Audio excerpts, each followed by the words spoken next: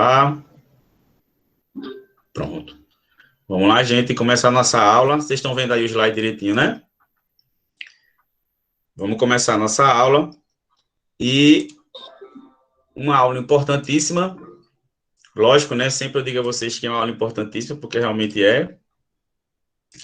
E o assunto de hoje é nada mais, nada menos do que coesão textual, né? Eu vou começar hoje com vocês. Essa aula ela é dividida em duas partes. Falar para vocês sobre textualidade. O Enem trabalha muito com isso. Tá? É um conceito que existe dentro do estudo de língua, de como se enxerga a materialização do texto, seja ele oralmente ou na escrita. O que é que faz um texto ser um texto? E um dos fatores que a gente vai trabalhar, que é o assunto, a parte de hoje, é o fator coesão. O que é coesão textual? Então, tanto no Enem, na parte objetiva das questões de linguagem, se debate muito sobre textualidade, sobre coesão, mas também vocês vão usar muito coesão textual quando vocês forem escrever a redação. Professor, toda hora que o senhor fala, a aula parece aula de redação. Se a gente está trabalhando em língua portuguesa, e o texto que vocês vão escrever em língua portuguesa, logicamente, todo o assunto que a gente vê de gramática, do que seja, de linguística, está dentro da produção textual que vocês vão fazer no Enem, tá bom? Então é o seguinte, textualidade, tanto nos textos orais como nos escritos, é uma característica que faz com que o texto seja texto. Para que esse texto, para que isso que a gente escreve seja texto, ele tem que ter alguns fatores, logicamente. Porque um texto, ele pode ser um absurdo para umas pessoas e pode ser legítimo para outro, depende de como é a minha visão, como é a minha aquela aceitabilidade em relação ao texto, como aquela informação ela é compartilhada comigo. Então, um texto, para a gente produzir textos, interpretar textos com essas produções linguísticas que a gente vê e que a gente lê, texto não é qualquer emaranhado de palavras qualquer emaranhado de palavras que se escreve o que se fala, tá? Lembram lá do dadaísmo, né, que tem essa máxima de colocar a palavra dentro de um saco e de lá tirava, e esse saco você colocava as palavras em qualquer ordem e virava um poema. Não é bem assim, tá? Com a liberdade literária, a gente pode até criar um sentido que está por fora do texto, mas para criar um ambiente, uma situação comunicativa em que o texto esteja articulado, a gente tem que fazer uma escrita ou falar algo que tenha textualidade, que faça com que aquilo tenha sentido e possa ser absorvido de forma legítima, tá? E essa textualidade, ela acontece na interação. Uma palavra sozinha, um emaranhado de palavras sozinhas, um conjunto de palavras, sem um produtor que tem objetivos próprios, né? Sem o leitor que tem expectativas também, esse texto não se constrói. Porque a gente, não sei se vocês já debateram sobre isso, quem cria o texto não é só quem escreve ou quem fala, mas quem é o leitor e o ouvinte também participa da produção do texto. Porque quem produz o texto também vai moldar os seus sentidos a partir de uma construção também que vem do leitor. Porque eu também escolho minhas palavras, eu também escolho meu tom, minha perspectiva, ao saber para quem aquele meu texto vai. Porque o meu projeto comunicativo também ele é feito pensando em quem vai ler o meu texto. Tá? Então, para que haja textualidade, tem que ter alguns fatores. Lembrando que alguns textos não precisam ter todos os fatores e outros precisam, depende de que tipo de texto a gente está falando, tá? Então, lembre-se que na hora que a gente está lendo um texto, tá? Lembrando que texto não é uma escrita grande, um texto é grande, um texto é pequeno, um texto pode ser uma frase, um texto pode ser um texto com 20 linhas, com 5 linhas, com 1000 linhas, com 500 linhas. O que importa é que ele tenha sentido e nessa construção da textualidade existam valores e conhecimentos que sejam partilhados, porque se o produtor cria algo que o leitor não entende, aquilo ali deixa de ser texto, não tem textualidade, tá bom? Então, eu vou bem rapidinho essa tabelinha. Então, a gente vai ver todos esses fatores de textualidade. Brogan e Dressler, né, que eles criaram esse conceito de textualidade, Ele diz que tem dois tipos de textualidade. O que é isso? Quais são as características que um texto tem que ter para ser texto? Então, vocês estão vendo aí, ó, do lado aqui esquerdo, os que são centrados no texto é coesão e coerência. Esses dois fatores aqui, coesão e coerência, na UPE, quem vai fazer aí o seriado, tem questões sempre. A atividade que eu passei para vocês dessa semana são questões baseadas em como o Enem trabalha esse assunto, e vocês vão ver como coesão e textualidade cai muito no Enem, tá? Então, os centrados no texto são coesão e coerência. Então, o texto em si precisa ter coesão, que é a ligação, a parte sintática, física do texto, a linguística do texto, a coerência, que é o sentido, porque a gente só consegue ter coerência, que é o sentido do texto, quando o texto ele é coeso, quando ele está bem amarrado, quando ele está bem articulado. E isso depende do texto. Mas tem fatores aqui, como a gente está vendo aqui do lado direito, que são centrados no usuário, que depende de como o leitor ou como o ouvinte chega ao texto. Então, a intencionalidade, aceitabilidade, institucionalidade, informatividade e intertextualidade. Então, hoje a gente vai ver um fator que é coesão. E na próxima aula a gente vai ver coerência e os demais, tá bom? Só que hoje a gente vai trabalhar sobre coesão, tá?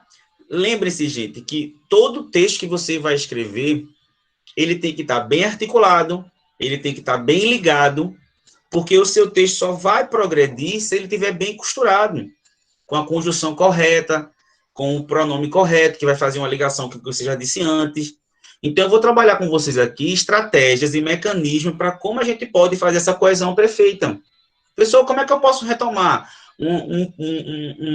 uma expressão com pronome? Eu posso fazer referência? Posso fazer uma elipse? Então, vamos conversar agora sobre coesão, tá? Lembrando que coesão, quando a gente fala de coesão, a coerência não é o sentido. A gente, quando lê um texto assim, faz... Esse texto é coerente? Coerente é um texto que tenha relevância, é um texto que tenha sentido. Por quê? Quando eu leio um texto, eu não leio a coerência do texto. A coerência do texto, ela vai vir se o meu texto está bem escrito, quer dizer, se ele está coeso. Então, a coerência é no plano da ideia e a coesão é a manifestação linguística, é a palavra, é o texto em si. Então, se o meu texto tiver com as ideias bem desenvolvidas, bem articuladas, provavelmente ele vai ser um texto coerente. Por quê? A coesão ela vai se dar na superfície do texto, ela é a matéria do texto. Então, se eu retomei um substantivo masculino pelo pronome correto, se eu quis dar uma ideia de adversidade e usei uma conjunção correta, então, a coesão são os mecanismos gramaticais que a gente tem. Quais são os mecanismos? A competência 4 do Enem, que é exatamente, e é isso que a gente tem que trabalhar aqui, esse assunto aqui que a gente está vendo também faz parte da competência 4 do Enem. Dominar os mecanismos linguísticos. Então, quais são os mecanismos gramaticais e lexicais? Lexicais é do vocabulário que a gente tem. Que mecanismos são esses? São eles que vão fazer com que meu texto fique conectado, ligado, harmônico. Porque dentro de um parágrafo, os termos que estão dentro do parágrafo têm que estar ligados, têm que estar coesos. A gente trabalhou lá regência, concordância, mas mais do que isso, se a conjunção também está correta, se todos os elementos estão cooperando para o encadeamento dos vários segmentos que meu texto tem. Então, para que haja harmonia, ligação, isso é coesão. Então, coesão é a parte física, linguística, e coerência é a ideia. Então, entre uma palavra e outra, entre uma frase e outra, e um parágrafo e outro, tem que haver coesão. Imagine como um tijolo, bota o cimento, bota para o tijolo. Isso é a coesão, a estrutura. E a coerência é se a casa vai ficar boa, tá? Então, lembrando para vocês que a palavra léxico, aí tem mecanismo aí, como vocês estão vendo, gramaticais e lexicais. Léxico é vocabulário, tá bom? Então, se o meu texto, são palavras importantíssimas, viu? Continuidade textual, se meu texto ele tem uma progressão. Então, essas palavrinhas vocês vão ver muito para falar quando vai trabalhar a redação, tá? Então, por mais que exista também mecanismos gramaticais, a coesão também existe numa natureza semântica do sentido. Os sentidos e as minhas ideias, ele também tem que estar coesos, tá? Só que a coesão, ele vai sinalizar esses tópicos e vai ver onde é que esse texto está amarrado ou não. Eu vou mostrar a vocês isso, tá bom? Então, quais são os mecanismos de coesão? Bora rápido, a gente vai conseguir ver rapidinho, e depois vocês estudem bem esse material. Não sei se vocês viram, agora eu estou mandando material também em PDF, porque aí fica melhor de vocês visualizarem, porque às vezes distorce um pouco a visualização dele por PowerPoint. Vocês estão me vendo e ouvindo bem? Estão vendo direitinho aí a imagem? Alguém responde aí? Pronto. Então, vejam só, professor, tá. Aí eu vi lá um professor meu de redação do cursinho disse assim: seu texto não está coeso. Seu texto não está coerente. Não está coerente. Coerente, o sentido. E coeso, a estrutura, a ligação. Mas como fazer para que meu texto esteja coeso? Então, o primeiro mecanismo que a gente vai falar de coesão é a referência. Quando a gente está escrevendo um texto, o texto ele não se desenvolve normalmente, né, um texto na nossa língua, na nossa estrutura, de cima para baixo, da esquerda para a direita, não é isso? Quando o meu texto vai progredindo da primeira frase para a segunda, da segunda para a terceira, aí termina um parágrafo, vem o segundo parágrafo. Os constituintes que tem lá nesse meu texto, as palavras que tem nesse texto, são referentes. Eu estou falando sobre violência nas escolas. Violência nas escolas é meu referente. É o tema da minha redação. Mas será que toda vez que eu for falar sobre violência nas escolas, eu vou ter que repetir a palavra violência nas escolas? Quando necessário, sim. Mas eu também posso substituir por outros termos. Eu posso substituir por esse problema. Eu posso substituir por outros termos que podem fazer referência a ele. Então, a referência é isso, tá? São quando a gente usa termos para referir-se a termos que já foram ditos ou termos que ainda vão ser ditos. A essa referência existe dois tipos. Não precisa você decorar o nome não, tá, gente? É só você saber como a gente usa. Eu vou botar os exemplos aqui. A referência esofórica significa que o referente está fora do texto. Vê, se eu estou escrevendo um texto e eu falo sobre violência nas escolas e retomo por esse problema, eu sei que esse problema tem um referente, qual é? Violência nas escolas. Só que, às vezes, tem referentes que não estão no texto, estão fora, que é um conhecimento que eu tenho como leitor, é um conhecimento que o contexto dá, mas não está no texto. Eu vou mostrar aqui para vocês um exemplo, tá? Então, exo significa fora. É a referência que vem de fora do texto, tá? Vejam. Isso é uma crônica, tá? E toda vez que tiver as palavras aí em letra maiúscula, vocês vão ver que vai aparecer ela em amarelo, são as palavras que fazem a referência. Vejam. A gente era pequena naquele tempo. E aquele era um tempo em que ainda se apregoava nas ruas. Não em todas as ruas, mas naquela onde vivíamos. Naquela rua, que tinha por nome a data de um santo. O tempo passava mais lentamente do que no resto da cidade de Porto Alegre. Veja aí os elementos. Naquele. Quando fala naquele tempo, eu tenho, nesse contexto que a gente está agora, só com esse trecho, saber que tempo é esse? Não. Ainda tem naquela rua. Aí tem aquele tempo e aquela rua. Para que esse trecho tenha textualidade, eu consiga entender o contexto que ele tem, eu tenho que fazer uma referência que está fora do texto. Eu tenho que saber antes que essa autora está falando sobre um tempo há 20 anos atrás, por exemplo, há 20 anos.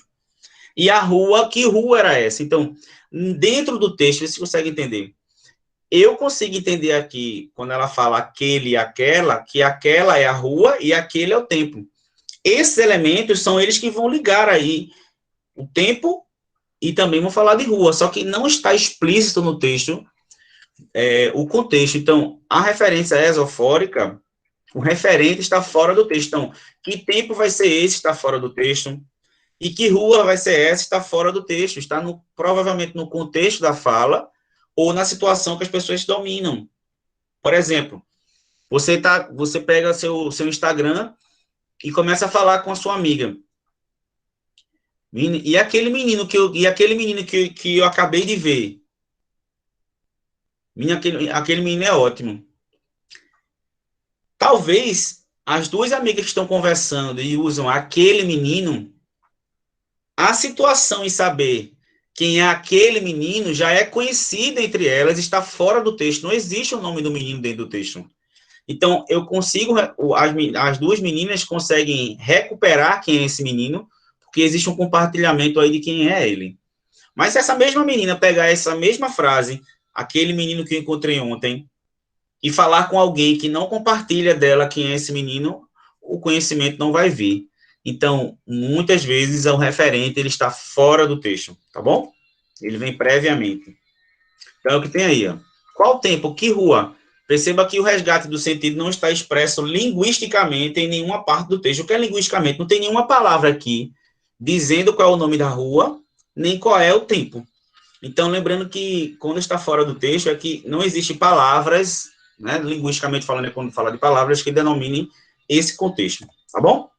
E a referência endofórica, eu quero que vocês participem e respondam para mim já já, é quando o referente está dentro do texto, ele se situa dentro do texto. Quando eu digo aquele, essa, aquilo, dentro do meu texto já é o suficiente para eu saber sobre quem se está falando. A recuperação linguística dessa referência é feita dentro do texto. Vamos ver aqui, ó. Uma tirinha de Mafalda, né? Vocês sabem que ela foi criada por Quino, né? Um argentino.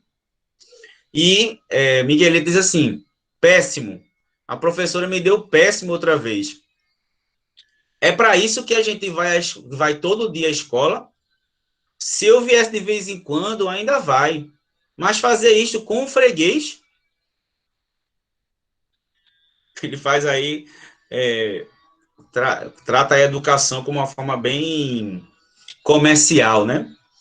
Porque como se ele fosse cliente assíduo, a professora tinha que dar uma nota boa a ele porque ele é freguês.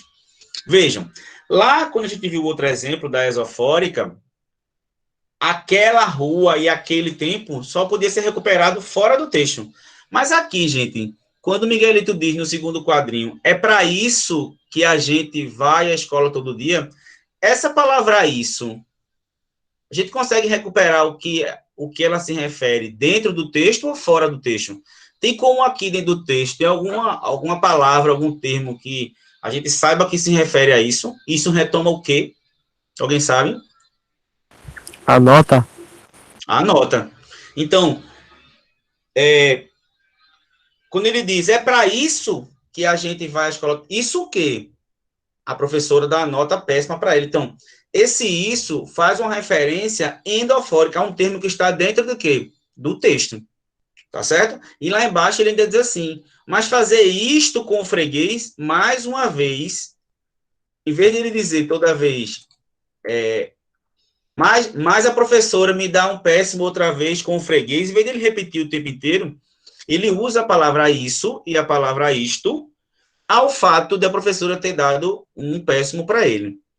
Então, nessa referência, você pode fazer uma referência a algo que você já disse ou algo que você vai dizer. Por exemplo, esse isso e esse isto, eles retomam algo que já foi dito, não é não?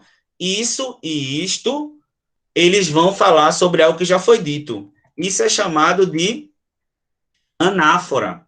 O que é anáfora? Quando a gente usa um pronome, um termo gramatical que retoma o referente. Vou puxar lá para vocês verem. O referente aqui não é a nota dele, a professora ter dado nota péssimo. Esse é o referente. Aí o isso retoma ele. E o isto retoma. Então, primeiro vem o referente e depois você retoma. Isso é chamado de anáfora. Então, quando é dentro do texto, pode ser anáfora ou catáfora.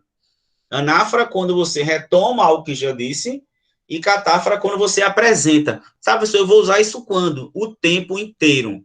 Na redação que vocês vão escrever, vocês vão ter que, o tempo todo, retomar termos que vocês já falaram lá em cima, como o tema principal, por exemplo, que você está discutindo, retomar ele, esse termo gramatical, por um pronome oblíquo, por um pronome possessivo, um pronome demonstrativo. Então, ele retoma. Mais um exemplo aqui, ó. A casa era por aqui. Onde? Procuro-a e não acho. Esse procuro-a, esse a se refere a quem? Quem é que procura o quê aí? Procuro-a e não acho. Quem é um referente desse a? Esse a se refere a quem? A casa. A casa. Então, tá vendo que primeiro vem a casa e depois eu faço a retomada. Esse exemplo aqui embaixo. Pizza para viagem. Ela chega quentinha. Vê. Pizza é feminino e viagem é feminino. Isso é uma propaganda de pizzaria. Quando tem assim, ela chega quentinha. Lembra do assunto de ambiguidade? Tem como eu dizer que essa frase ela é ambígua? Porque ela pode retomar tanto viagem quanto pizza. Ou não?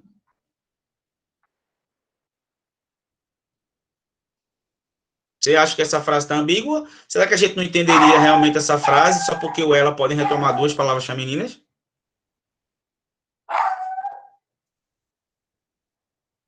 Sim. Então ela está ambígua? Eu não entendi. Eu acho que tá, professor. Uma pizzaria, vê, uma pizzaria. Ela vende pizza, só que ela faz entrega. Aí a propaganda da pizzaria diz assim: pizza para viagem, ela chega quentinha. Quando a gente vai retomar um termo feminino, logicamente a gente vai usar ela, esta, aquela. Quando tem dois termos femininos e a gente vai retomar por um termo, tem que ter cuidado para esse termo não ficar ambíguo. Só que nesse caso aqui, por mais que sejam duas palavras femininas, a característica de estar quentinha só pertence à pizza. Então, aí não está ambíguo, a viagem não pode chegar quentinha. Então, existe um senso também de interpretação, de aceitabilidade, tá? Para que você saiba que, logicamente, que esse ela retoma quem? Pizza, e não viagem. Então, a anáfora sempre retoma o termo, tá bom? E a catáfora, gente, é muito interessante. Eu sempre gosto de falar numa situação do dia a dia. Vê, normalmente a gente faz anáfora, né? A gente fala o que a gente está falando, por exemplo, vou dizer assim, um cara tá ficando com a minha, o nome dela é Jéssica. Aí ele diz, ontem encontrei Jéssica, ela tava linda.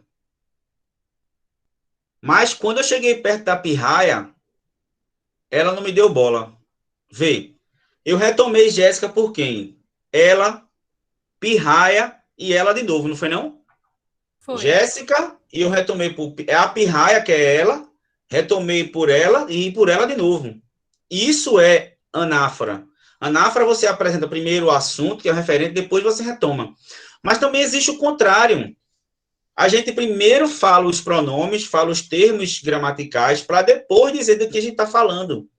Quem faz muito isso é quem quer trazer uma surpresa. Quem quer fazer o quê? Trazer a atenção de quem está lendo para ter a surpresa depois. Isso acontece muito nos textos jornalísticos, às vezes, em texto que quer manter a sua atenção. Vejam, o texto tem 4 termos aí em amarelo. Vejam, sobre um sol escaldante, ele chega impecável. Ele entra na água. Os guerrilheiros pedem que ele nade no rio. Então, primeiro o texto, ele não diz o referente, ele primeiro diz os elementos que vão fazer essa referência, para depois dizer quem é. Então, isso fica, ó, sob um sol escaldante, ele chega impecável ao acampamento dos guerrilheiros. No Camboja, território minado e onde nenhum diplomata havia pisado antes. Como prova de confiança, os guerrilheiros pedem que ele nade no rio. Sem titubear, ele entra na água. Era o ano de 1992. negociava-se diplomaticamente a intricada e difícil tarefa de repatriar 370 cambojanos, muitos vivendo nas vizinhas Tailândia. A repartição aconteceu sem uma única vítima.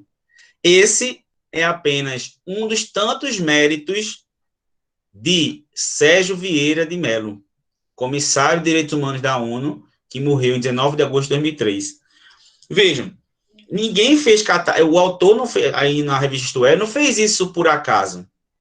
Vocês conseguem perceber que ele, quando ele fala ele no começo, faz com que a gente queira saber quem é essa pessoa, que ele só diz no final. Então, essa estratégia pode usar também na redação. Você cita primeiro, você faz a referência para trazer uma curiosidade, e depois você fala sobre o tema. Por exemplo, como eu estava falando, violência nas escolas. Você pode começar um parágrafo. Esse problema atinge a população brasileira e vai falando todos os termos que vão fazer referência a ele. Aí você pode, no final, dizer esse é o grande caso da violência no Brasil. Então, problema, vários outros termos que você utilizou antes, para dizer só depois ao referente que você tem. Então, vocês têm duas formas de dizer, tá? A anáfora é mais comum, tá? Mas a catáfora a gente usa muito quando a gente quer trazer uma expectativa, né? Criar uma curiosidade para dizer só no final do que a gente está falando, tá bom? Outra coisa, esse segundo aí, substituição, é bomba, assim. A substituição, em vez de você referir-se ao termo por um pronome, por exemplo, você vai retomar de forma coesiva por um termo, por outro termo, uma outra palavra, um hiperônimo, uma palavra que se tenha um sentido que possa substituir aquela palavra referente. Vou dar um exemplo.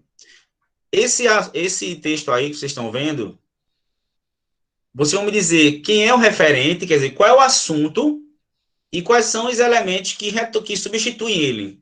Tá bom? Você pode dizer isso para mim, vamos vendo aí. Graças a Deus, eu não experimentei a força e a eficiência do airbag, pois nunca fui vítima de um acidente. Mas sou totalmente a favor do equipamento. Jamais soube de casos em que pessoas que dirigiam um carro com esse dispositivo tiveram ferimento mais grave. Na compra de um automóvel, o brasileiro deve levar em conta os diversos parâmetros de segurança, e não somente a disponibilidade do airbag. Esse último item, sozinho, não pode ser considerado o salvador da pátria. Qual é o referente aí? Qual é o assunto que a gente está falando aí? A palavra específica daí que a gente está falando.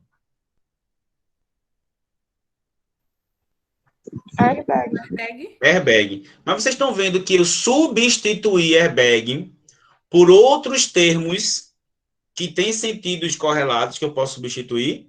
Que palavras são essas? Airbag é substituído aí por que palavras? Equipamento, dispositivo, Item. E item. Então, a substituição ela é importante para você na redação, por quê? Não é que você não possa repetir. Vocês estão vendo aí que o autor da Isto É, ele bota airbag mais uma vez, só que no outro parágrafo, para fazer uma retomada. Tá? A substituição pela mesma palavra, às vezes, ela é importante para a progressão informacional do meu texto. Mas eu tenho que fazer substituições com os outros termos, mas tem que ter cuidado, tá, gente? Por exemplo, substituir airbag por equipamento. Airbag é um equipamento? Airbag a gente chama assim, tá, gente? O maior equipamento, existem vários equipamentos, tá? Airbag é um equipamento, ok. Airbag é um dispositivo, porque é um dispositivo que é acionado. Beleza. O airbag é um item? Sim. Mas tem que ter cuidado, porque tem pessoas que fazem essa substituição por termos que não têm uma relação de sentido vinculado. Por exemplo, estou falando sobre a violência nos bares. A violência que acontece nos bares por causa da bebida alcoólica. Aí eu substituo a violência nos bares pela palavra dispositivo. Dispositivo, violência nos bares é um tipo de dispositivo?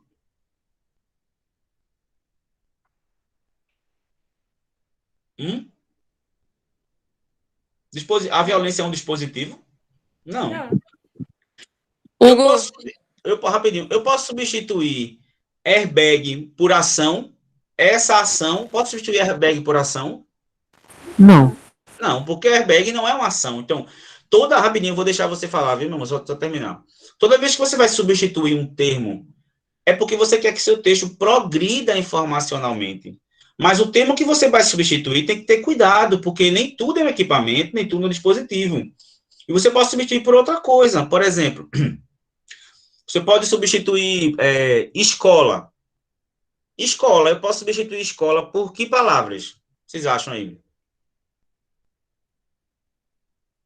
Colégio. Colégio, mas eu posso substituir porque colégio, na verdade, é um sinônimo, mas substituir por uma outra palavra.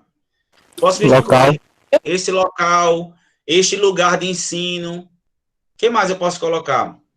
instituição. Instituição. Mas eu posso substituir escola por equipamento? Não. Eu posso substituir escola por item?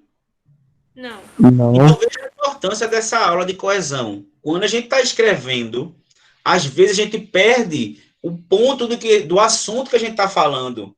Aqui é legal, porque airbag está em amarelinho, as palavras estão em amarelo, mas no texto a gente não vê assim. Então, toda vez que vocês forem substituir o termo por um outro termo para expandir a sua forma, tem que ter cuidado para ver se essa palavra tem relação próxima com o que você está falando. Acho que quem ia falar aí agora ia fazer uma pergunta, eu acho. Oi, Hugo, era eu. Só Diga, meu irmão. pra falar pro senhor que, tipo, meu telefone, ele tava na tomada, sendo que aí faltou energia. Eu tô usando o resto mortal do meu 3G, e também meu telefone tá 16%. Aí, a qualquer momento, eu posso sair, mas é porque falta energia aqui na rua. Tá bom, mas vai dar tudo certinho. Vamos lá. Olha, outro mecanismo de coesão, gente, é a elipse. Alguém já ouviu falar de elipse? Alguém sabe o que é elipse? Eu não. Não tem nada a ver com eclipse, viu? Nada a ver. É assim, veja. A gente não viu que a gente pode fazer referência, né, por um pronome, tal. A gente pode substituir. Mas também a gente pode não colocar o termo. Como assim? Elipse é quando é um mecanismo de coesão que a gente recupera o sentido de algo. A gente lá não faz referência, não substitui. Você recupera algo sem escrever o nome dessa coisa. Então, aquele espaço fica vazio, ele é subentendido. Então, a elisão é quando você deixa de colocar um termo porque ele já está subentendido. E você não é uma palavra que você vai usar, é a não palavra. Quando a gente faz a anáfora, a gente não retoma por um termo, não é isso? A anáfora a gente não retoma por um pronome. A elipse é como se fosse uma anáfora zero. A gente faz a retomada do sentido da palavra, mas não escreve a palavra. As informações, elas estão subentendidas. Isso a gente faz, gente, o tempo inteiro. Tá? Por quê? Se a gente está escrevendo um texto que é fácil de retomar, de resgatar o sentido do que a gente já falou, sem colocar a palavra, a gente não coloca. A principal elipse que a gente usa no dia a dia é falar os verbos sem os pronomes. A gente está escrevendo um texto, lá diz, fizemos isso muito bem. Fizemos o quê? Quem fizemos? Nós. O termo nós não está ali, mas ele está em elipse. Ele está subentendido. A gente usa muito, muito, muito isso no dia a dia. Eu vou dar um exemplo. A gente marcou de ir ao shopping, aí eu digo assim, Alice veio. Exílio não. Quando eu digo exílio não o quê? Não veio. Então, esse veio precisou estar escrito? Não, ele foi subentendido e processado por algo que já foi dito. Então, é uma anáfora que a gente faz sem colocar palavra nenhuma. A gente recupera o sentido num espaço vazio. A gente faz isso o tempo inteiro. tá? É, a gente faz isso o tempo inteiro porque a gente domina esse mecanismo, a gente tenta economizar quando a gente está falando, porque a gente sabe que o ouvinte ou o leitor vai recuperar isso de forma fácil. Por exemplo, aqui o exemplo. Tudo isso que está em amarelinho são elipses, tá certo? Isso aí é um sinal de vazio. É como se aí pudesse caber outra coisa. Por exemplo, quem poupa tem. Essa frase quem poupa tem, esse vazio podia ser outras, pode ser várias coisas, depende da questão semântica, depende do sentido e do contexto. Se eu estiver falando sobre finanças, esse vazio vai ser o quê? Quem poupa dinheiro, tem dinheiro. Se eu estiver falando sobre alimentação, comida, se eu estiver falando sobre feijão, arroz, quem poupa comida, tem comida. Então, o resgate do sentido aí não é linguístico, ele está no plano semântico. Quem procura, acha. Depende, eu posso estar falando de uma gaia, né não? Vai lá mexer no celular do seu namorado, aí faz, quem procura, acha. Nesse contexto aí de traição, quando eu falo quem procura, acha, o contexto da interação verbal, todo mundo sabe que eu estou falando sobre traição. Mas também pode estar falando sobre outra coisa. Eu posso estar dizendo aqui, ó, gente, vocês, Aline, tu pode ir ali comprar um picolé para mim? Aí você fala assim, não sei de onde vem de picolé, não. Aí eu digo, quem procura, acha. Esse termo agora vazio não é mais traição. Agora já é o quê? Um lugar que vende picolé. Então, a elipse a gente faz só quando a gente pode resgatar o sentido do que tem antes, porque já está explícito, tá bom? Quem dá aos pobres empresta a Deus. Aí pode ser dinheiro, pode ser comida, certo? Aí depende do contexto. E um exemplo aí, que eu falei no começo, uma elipse que a gente usa no dia a dia, é quando a gente subentende um verbo que já está dito. Aqui, ó. As rosas florescem em maio, as margaridas em agosto. As margaridas o que em agosto? Qual é o termo vazio que está aí? Floresce. Floresce. Então, isso a gente usa muito, tá? Elipse, quando a gente deixa de colocar um termo, porque ele já está subentendido. Você pode ver também, gente, em algumas provas, chamar de zeugma, com Z, zeugma. Também é a mesma coisa, tá? E agora, gente, a parte principal. Professor, porra, quando eu vou escrever lá, vocês lembram quando vocês estudaram no ensino fundamental? Oração subordinada, substantiva, objetiva direta. Já lembram disso? Oração coordenada causal. Oração coordenada aditiva. Lembra disso? Lembra ou não lembra? Bem pouco. Quem não lembra, mas pode não lembrar o que significa, mas lembra do castigo que era escrever. Escreva 10 frases causais. Classifique a frase. Aí você separava no meio e dizia oração coordenada sub... É um saco isso. Essa nomenclatura, fazer com que vocês decorem termos, não faz com que vocês sejam usuários da língua. Então, a gente vai ver isso agora de uma outra forma. A gente já viu referência, quando a gente faz a referência com um pronome.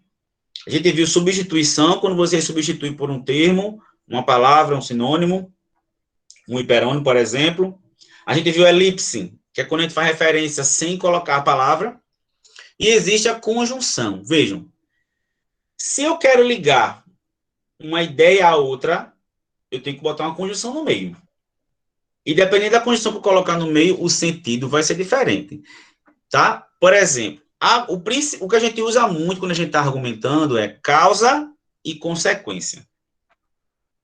Então, quando a gente fala de causa e consequência, a gente tem os dois lados. Existem as conjunções de causa e as de consequência, mas é bem simples, vejam. Se eu digo assim,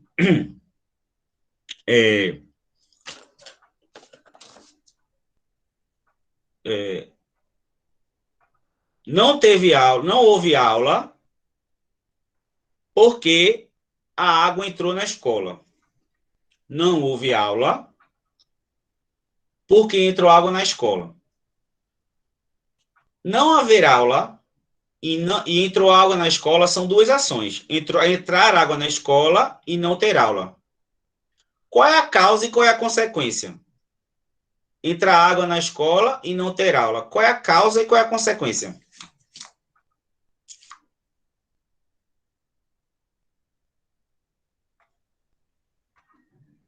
Não entendi, não, Hugo.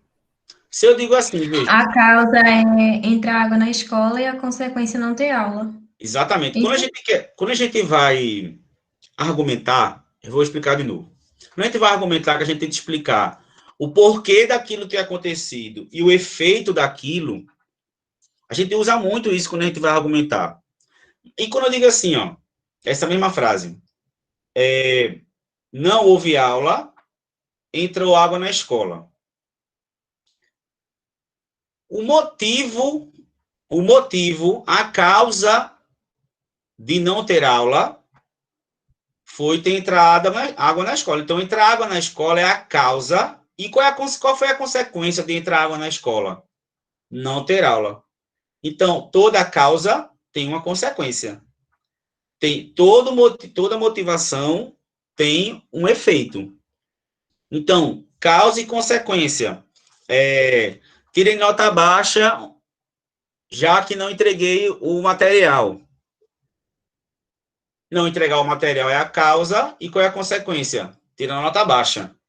Então, a gente faz o tempo inteiro uma relação de causa e consequência para explicar algo, dizer o motivo de algo ter acontecido e o efeito disso. Tá? E aí, eu sempre coloco aqui em amarelo, que conjunções dão ideia de causa?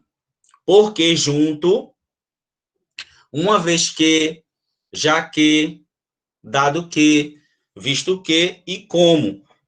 Lembrando que como também pode ser uma relação de conformidade, tá? Mas aí é outra coisa. Então, vamos ver aqui nesse exemplo. Ó. Como o sol não costuma dar trégua, as praias são sempre uma boa opção. Vê, as praias serem uma boa opção é uma causa ou uma consequência de o sol não costuma dar trégua? Consequência? Uma consequência. Qual é a causa? Como o sol está muito grande, como o sol nunca para de lá de brilhar, qual é a consequência disso? As praias serem sempre uma ótima opção. Então, a oração primeira, com o sol não costuma dar trégua, começa com o como, que dá a ideia de causa. Então, podia ser, ó, porque o sol costuma dar trégua, as praias são sempre uma boa opção. Uma vez que o sol costuma dar trégua, já que o sol não dá trégua. Por exemplo, você vai fazer um acordo com uma pessoa. Aí a pessoa, o cara encomenda a você um produto. Aí você diz assim, ó, já que você... Aí o cara não tem dinheiro, ele fala, ó, já que você não tem dinheiro, você me paga semana que vem. Como você não tem dinheiro, você me paga semana que vem. Uma vez que você não tem dinheiro, você me paga semana que vem. Não ter dinheiro é a causa, e qual é a consequência? Só vai poder comprar depois. Então, uma relação de conjunção, de conexão, a gente viu, né? Referência, substituição, elipse, agora conjunção. Então, que sentidos, que vínculos de natureza. Porque, olha, se eu tenho duas orações, a conjunção que está no meio, ou ela está no começo de uma das duas, ela que vai trazer um vínculo e sentido à frase. Tá? Por exemplo, eu sabia que se eu trocasse a conjunção, eu mudaria o sentido, porque a relação que tem aí do sol não costuma dar trégua, as praias são sempre uma ótima opção, tem uma relação de causa e consequência. Mas eu podia mudar. Vê. Se eu dissesse assim, as praias são sempre uma boa opção, mas o sol não costuma dar trégua. Vê que relação diferente. Aí eu estou dizendo que o fato de ter muito sol é uma causa boa para uma consequência. Mas se eu disser assim, as praias são ótima opção, mas o sol não costuma dar trégua, esse mais, em vez da ideia de causa e consequência, já vai dar a ideia de quê? De oposição. Então, as praias são sempre uma boa opção, mas o sol podia ficar mais fraquinho, né?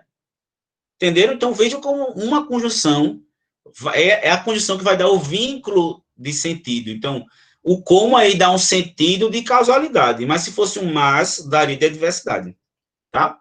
A atividade humana solicitou tanto da natureza que não há garantias de que os ecossistemas do planeta sustentem as futuras gerações. Vê. Tanto que a atividade humana solicitou tanto que da natureza, solicitou tanto, tirou tanto, a causa foi tirar tanto, e qual é a consequência? Não ter garantia para as futuras gerações, tá? Condicionalidade. Então, qual é a relação de condição? Tá? Normalmente, a condição é meio que uma causa, só que hipotética, no plano da ideia, tá? A máxima é, se uma coisa é verdadeira, a outra também é.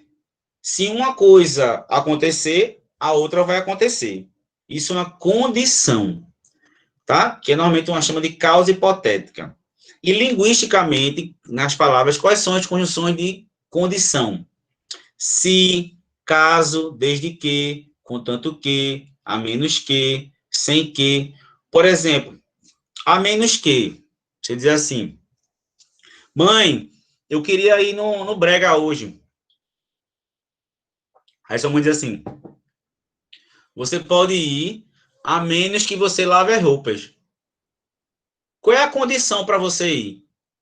Que você lave as roupas. Então, a menos que você lave a roupa, se você lave a roupa, se você lavar a roupa, contanto que você lave a roupa, desde que você lave a roupa. Então, vejam que não precisa decorar a oração subordinada, não precisa. É só você saber que essa conjunção ela vai trazer uma relação entre os dois termos. Por exemplo, nessa frase aqui embaixo, eu tenho duas orações. Ó. Não houvesse pesquisa, e a outra é todas as grandes invenções e descobertas científicas não teriam acontecido. Aí tem um se ali, ó. Se não houvesse pesquisa, todas as grandes invenções e descobertas científicas não teriam acontecido. Quer dizer, é uma questão hipotética. Se não houvesse, as pesquisas não teriam acontecido. Sem que haja uma polícia limpa, sem que haja uma polícia limpa, o crime vencerá sempre. Se não houver uma polícia limpa, o crime vencerá sempre. Contanto que haja uma polícia limpa, o crime vencerá sempre. Então, essas conjunções aí dão uma ideia de condição. Não é para decorar, gente. Não é para você pegar. Essas são as conjunções. A gente sabe quando dá ideia de condição. A gente sabe quando, para que algo aconteça, tem que, obrigatoriamente, outra tem que ser verdadeira. Então, entendam que, se, por exemplo, na redação, você que vai escolher as conjunções para fazer a ligação. E se eu quero dar a ideia de condição, são essas condições que você vai utilizar. O sentido ele vai vir naturalmente. Tá bom? Finalidade. Finalidade, Professor, gente. Oi, meu amor. olha, eu vou sair, mas eu vou entrar com a conta da minha mãe, tá? Tá bom, meu amor. Tô olhando por aqui, pelo celular. Vamos lá. Vamos pro próximo. Finalidade. O que é finalidade? Finalidade são os fins, são os propósitos, o objetivo. Você faz algo para quê? Você faz algo a fim de, você faz algo com o intuito de. Então, é quando você age com o intuito de algo, né? Que é a sua finalidade. Essa é bem simples, né? Por exemplo, eu estudo para passar de ano. Eu estudo com que propósito? Passar de ano. Tá? Eu estudo a fim de passar de ano, com o intuito de passar de ano, com o propósito de passar de ano. Então, a finalidade, a conjunção vai estar na oração que dessa ideia de finalidade, de fim, tá? Lembrando que, a fim de que, no sentido de finalidade, esse a fim é separado, tá? Por exemplo, eu fui ao shopping a fim de comprar uma camisa, com o propósito de comprar uma camisa, para comprar uma camisa. Então, a ação de comprar uma camisa é a sua finalidade, tá? Esses cartões abrem portas para você fechar negócios. Então, qual é a finalidade desses cartões? Fechar negócios, tá? A matança criminosa de focas é conhecida no mundo inteiro. Tá faltando um acentozinho aí. Peraí. Pode não. Aula português aí sem um acento. Então, ó. A matança criminosa de focas é conhecida no mundo inteiro. Atualmente, existem certas medidas de proteção à fauna para que, com o intuito de, com o propósito de, tais caçadas não se repitam, tá bom? Então, essas são as conjunções aí que vão dar essa ideia de explicitar um objetivo, um propósito. Isso a gente já usa no dia a dia, tá? Outro também, outra conexão também entre os termos é a alternância, que é a conjunção ou esse ou aquele. Só que deixa eu perguntar uma coisa a vocês. Toda vez que a gente usa ou esse, vou pegar aqui. Ou esse, a gente não usa isso, né? Pode ser esse ou esse. Sempre quando se usa ou, se exclui um, isso eu digo esse ou esse. Então, vai ser esse ou vai ser esse. Ou também o ou também pode indicar uma soma. Ou só pode ser subtração. Vamos para matemática aí, acho que a galera de matemática talvez saiba. Será que quando eu digo ou, sempre exclui um? Ou também soma? Eu acho que exclui, é tipo uma opção só. Isso aí é o que a gente usa, é o mais comum da gente usar, mas o ou também, gente, pode também somar. Eu vou dar um exemplo. Eu lhe dou 2 canetas e digo assim, você só pode escolher uma. Ou a roxa ou a amarela. Nessa alternância, nessa relação do ou, só vai ser uma. Então, ou é essa, ou é essa. Eleição.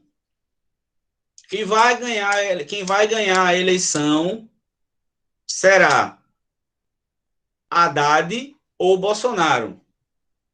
Só tem uma vaga. Esse ou é de exclusão, porque ou vai ser um, ou vai ser outro. Mas o ou também dá ideia de soma, de inclusão. Como assim? Porque tanto faz ser um ou outro, então você não exclui a opção. Então, tanto faz ser um, quanto tanto faz ser outro. Vou dar um exemplo. Aí um exemplo que nem acontece em Olinda, viu? Que eu tô ligado. Chega lá em Olinda, aí tá lá. É Cília, não, que é Cília que tá namorando. Aí você tá namorando ainda? Será que ainda tá namorando depois dessa quarentena? Ou já levou um chute? Será que a Cília tá namorando ainda? Ih, rapaz. Por incrível que pareça, ele tá, viu? É, tá. Mas imagine lá em Olinda, aí o cara diz assim, seu amigo diz assim, olha, tem essa galega e tem essa morena aqui. E aí? Aí o cara, você faz assim, tanto faz, ou uma ou outra. Quando eu digo ou uma ou outra, eu não estou dizendo que a pessoa não diz que quer só uma ou só outra. Tanto faz. Então, essa alternância pode ser tanto faz, ou uma ou outra. Eu não excluo, como eu digo, ou essa caneta ou essa caneta. Tanto faz, uma ou outra. Por isso que quando muita gente fala assim, tanto faz, você sabe, uma ou outra, você fala, porra, aí não dá. Você tem que escolher. Porque quando eu digo uma ou outra tanto faz, por exemplo, por mais que eu use ou, que eu sei que eu só tenho opção a uma, mas eu não excluo a possibilidade de ser uma e de ser outra. Então, a alternância pode dar a ideia de exclusão, quando só pode ser uma, ou ser inclusiva. Pelo contrário, ela vai somar. Então, você só diz uma ou outra, porque sabe que só vai ser uma, mas não exclui nenhuma das duas. Pode ser uma ou pode ser outra. Mas quando eu escolho entre duas, essa ou essa, ou é essa ou é essa. Tá bom? Então, alternância pode indicar aí exclusão ou inclusão. Por exemplo, aí que indica exclusão. Todo escritor é útil ou nocivo? Um dos dois. Certo? Então, aí está explícito, lógico, que eu estou dizendo que é uma característica só. Ou útil ou nocivo. E lá embaixo, quando é que soma? Ó, mais um exemplo. Cadê? Palavras, sejam palavras bonitas ou sejam palavras feias, sejam mentira ou verdade, ou sejam verdades meias. São sempre muito importantes as coisas que a gente fala. Seja bonita ou seja feia, quer dizer, tanto faz se for feia ou for bonita, se for mentira ou for verdade, ou se for verdades meias, quer dizer, esse ou não está excluindo, está somando. Então, tenham cuidado quando vocês forem usar esse ou, que dá a ideia de inclusão, e você acabar incluindo. Ou você quiser incluir e acabar excluindo. Tá bom? Então, alternando essas duas formas. Conformidade é bem simples, tá? Conformidade. Quando é que a gente vai usar conformidade na redação, por exemplo? Quando a gente vai fazer citação. Segundo o IBGE, de acordo com o IBGE, de acordo com Karl Marx, de acordo com Platão, segundo Bauman, como disse Bauman. Então, a conformidade é quando você quer dar uma relação que algo está de acordo com outra coisa. E a gente usa muito na redação para a gente dar essa referência, tá bom? Então, para você, se você for citar várias pessoas, para você não usar só conforme fulano. Então, pode dizer segundo fulano, consoante, tá bom? Então, aqui, ó, lá no segundo exemplo. Segundo revelou o Instituto Nacional de Pesquisas Nacionais, Espaciais, desculpa, INPE, em nenhum lugar do mundo se desmata tanto quanto na Amazônia, o equivalente a um campo de futebol por segundo. Então, de acordo com o INPE, conforme o INPE, como diz o INPE, certo? Então, conformidade é bem simples aí, tá? Complementação, tá? Sempre funciona como uma forma de complementar o outro, tá? E a gente usa muito os conectores que, se e como. Então, uma oração ela é meio que o sujeito ou o complemento de outra. Vocês vão ver. Ó. Depois do longo voo do pontificado de João Paulo II, os cardeais do conclave podem concluir o quê? Que está na hora de o catolicismo sofrer uma revisão. Então, está na hora de sofrer está na hora de o catolicismo sofrer uma revisão. É um complemento de quem conclui alguma coisa. Então, às vezes, a oração inteira complementa a primeira. Tá? Delimitação ou restrição. Olhe, preste atenção. Olha para cá para mim, porque essa é a pior coisa que tem. Existe a mesma frase que tem o que pode explicitar ou pode restringir. Quando o que vem sem vírgulas e vem ligado direto ao que ele está falando, ao referente, ele vai restringir. Se esse que iniciar um termo que tem entre duas vírgulas, ele vai explicar. Vou dar um exemplo.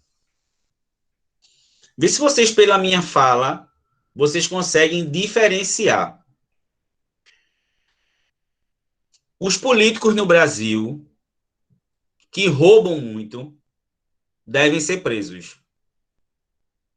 E os políticos no Brasil que roubam muito devem ser presos.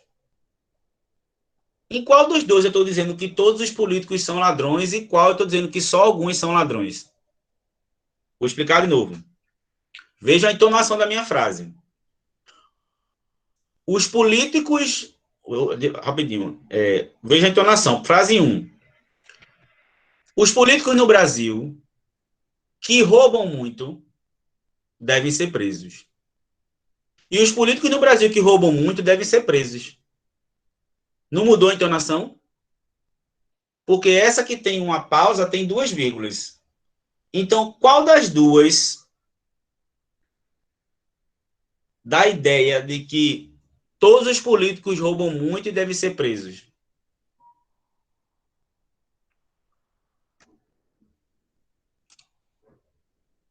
E aí?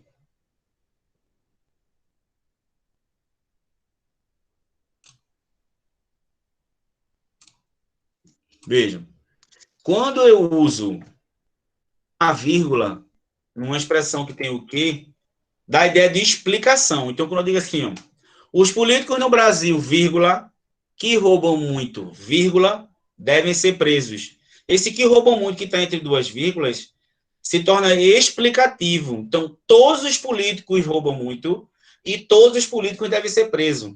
Quando eu boto aqui ó, o que ligado diretamente à palavra, o referente, é uma restrição. Então, quando eu digo os políticos no Brasil que roubam muito devem ser presos sem vírgula, esse que só se refere aos políticos que roubam muito. Então, significa que existem outros que não roubam. Tá? Então, aqui, ó, aproveita a liberdade que a maturidade te dá. A liberdade é a qual a maturidade te dá. O saldo deixado por uma doença que foge ao controle é quase sempre catastrófico. Eu vou dar outro exemplo. Imagine que eu estava dando aula para vocês e eu disse a vocês que ia ao banheiro. Gente, eu vou aqui ao banheiro, tá certo? Aí vou ao banheiro. Quando eu vou ao banheiro, vocês ficam sozinhos, aí rola um buruê, um buruçu na sala de aula, e aí Kátia acaba vendo e acaba dando bronca. Aí Kátia me pergunta, professor, o que aconteceu? O que é que você tem a dizer?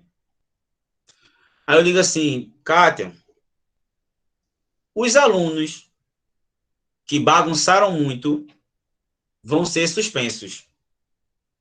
E os alunos que bagunçaram muito vão ser suspensos. Você consegue perceber que são dois sentidos diferentes? Quando eu digo, ó, os alunos, vírgula, que bagunçaram muito, vírgula, vão ser suspensos. Essa expressão que bagunçaram, que está entre vírgulas, ele é um aposto, ele explica que são todos os alunos que bagunçaram e todos devem ser punidos, devem ser suspensos. Mas quando eu digo, os alunos que bagunçaram muito devem ser suspensos, sem vírgula, eu vou estar restringindo. Não são todos os alunos que bagunçaram, só os que bagunçaram muito que devem ser punidos, não todos. Então, imagine uma redação, quando você quiser dar uma ideia de restrição, com essa expressão adjetiva que tem o que, você não bota vírgula. Se você botar vírgula nessa expressão que tem o que, vai virar explicativa. Tá? Adição. Tá acabando já, tá, gente? Adição. Adição é o que a gente chamava lá de oração coordenada aditiva.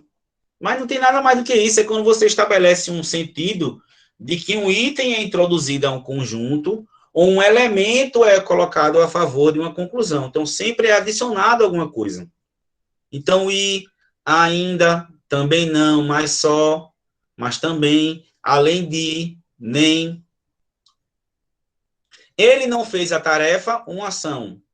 Além de ficar brincando na sala. Então, nem fez a tarefa e ainda ficou brincando. Então, são duas ações adicionadas, tá? Então, aqui, ó, os benefícios de um bom café da manhã vão além do corpo mais esbelto.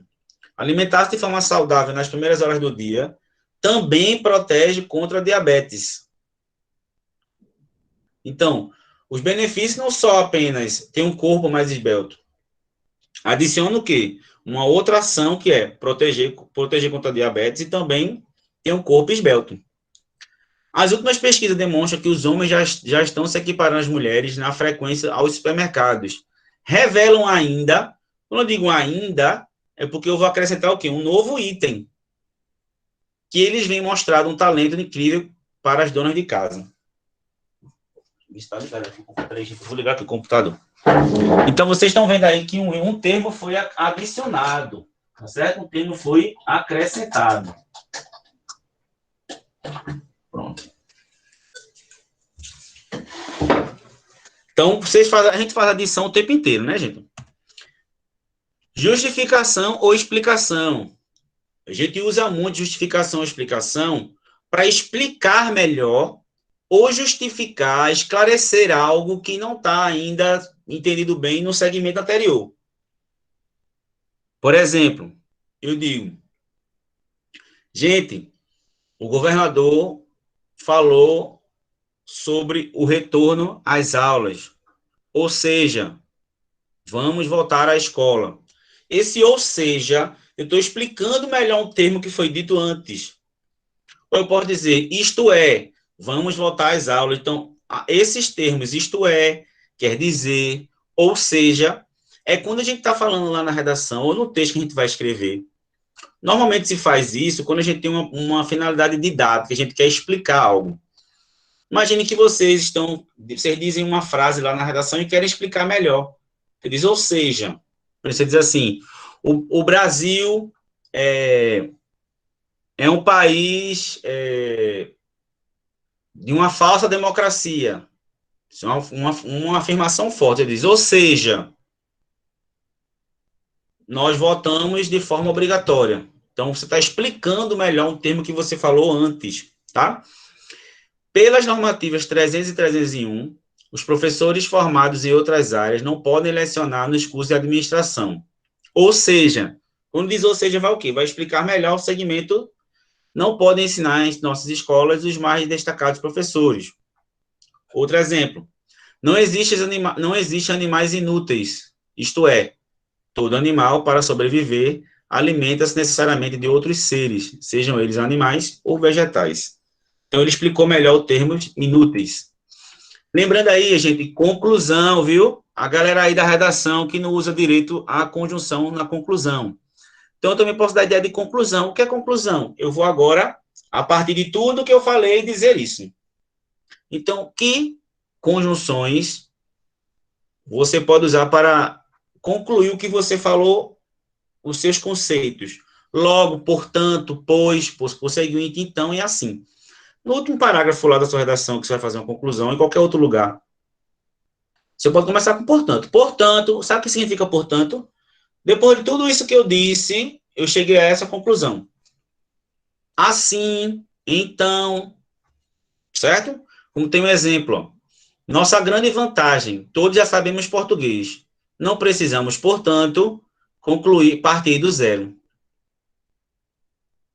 Escola pública não tem os mesmos recursos na escola privada para se manter. Por isso, se você trabalha ou estuda em escola pública, cuide dela como se fosse sua. Então, você está concluindo. Agora, tem um exemplo aqui que eu vou colocar para vocês, que às vezes a conjunção conclusiva ela não está explícita, ela está subentendida. Tá? Quer continuar a respirar? Comece a preservar. Então, ele faz um questionamento e conclui. Qual é a conclusão que você tem que ter? Começa a preservar. Mas aí não tem conjunção, mas podia ter. Quer continuar a respirar? Então, comece a preservar. Portanto, comece a preservar. Logo, comece a preservar. Então, muitas vezes, a conclusão está explícita, ela está implícita sem a conjunção. Mas é melhor sempre na redação colocar, tá bom? Para não ficar nenhum problema. E a oposição foi aquilo que eu falei antes, é a que chama de adversidade. Você pega um termo positivo e um negativo, tá? Por exemplo,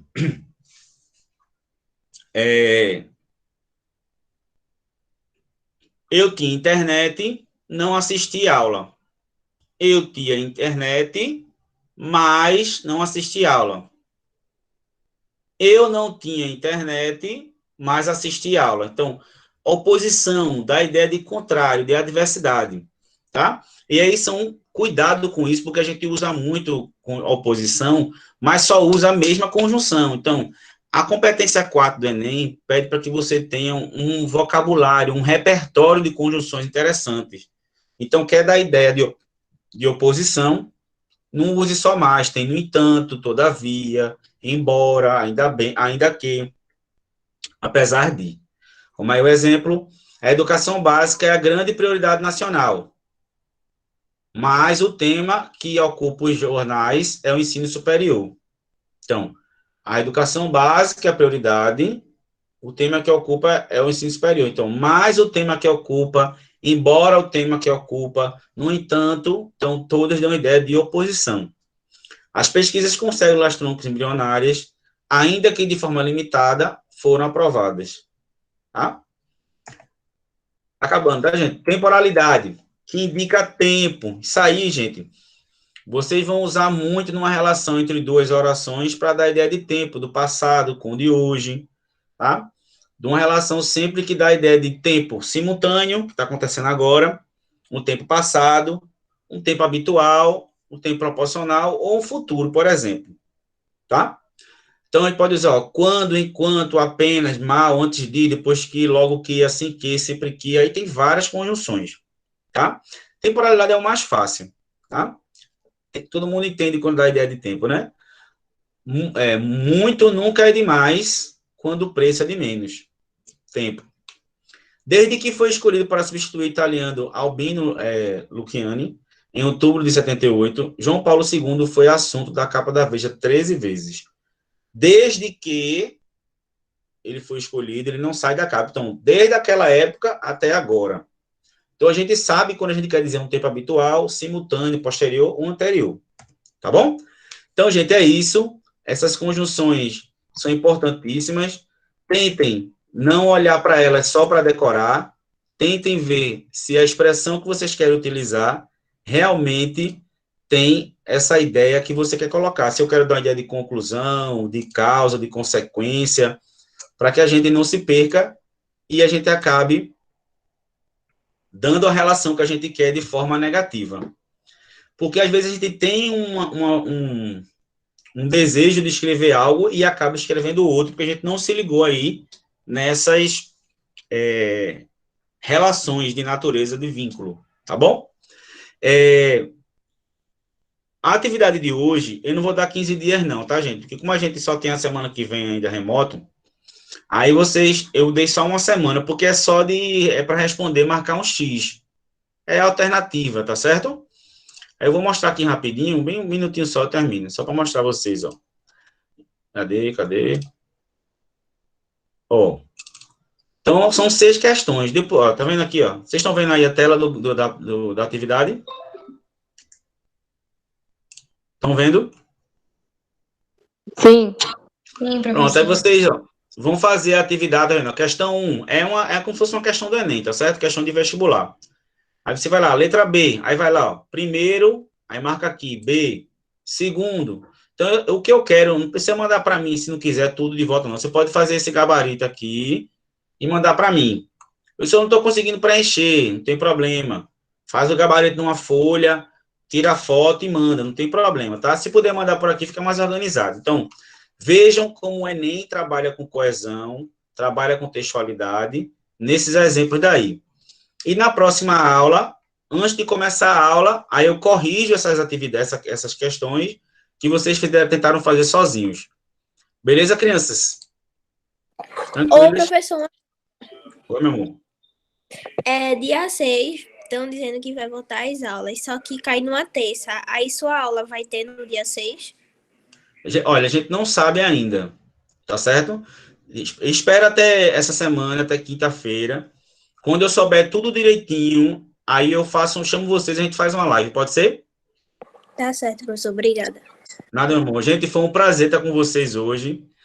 Desculpe aí minha emoção no começo, mas tudo que eu falei é verdade, viu? Amo muito vocês. Aproveitem a aula e façam a atividade. Precisar de mim, estou por aqui. Tá bom, gente? Um abraço para vocês.